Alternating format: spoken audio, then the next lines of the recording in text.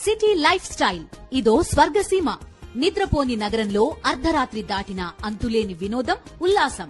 పూర్తి వివరాలకు చదవండి రేపటి సాక్షి హైదరాబాద్ ఎడిషన్. ఏపీ అసెంబ్లీలో బడ్జెట్పై చర్చలో ఆసక్తికర వ్యాఖ్యలు చేశారు BJP LP leader Vishnukumar Raju.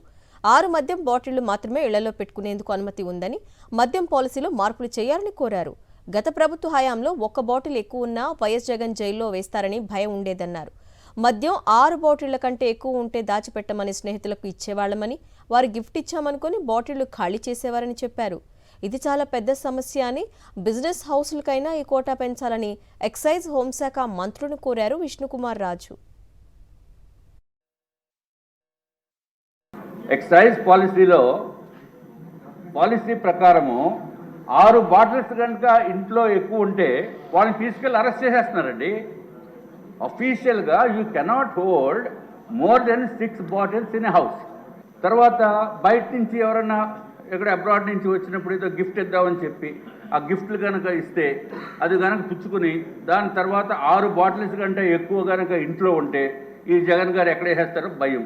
అందుకని ఆ బాటిల్స్ ఎవరికో ఇవ్వటమో లేకపోతే మీ దగ్గర ఉంచండి అనుకుంటే వాళ్ళు ఆ గిఫ్ట్ కింద అనుకుని అవి లాగేసేవారు. రకరకాల ఇబ్బందులు ఫేస్ చేశారు.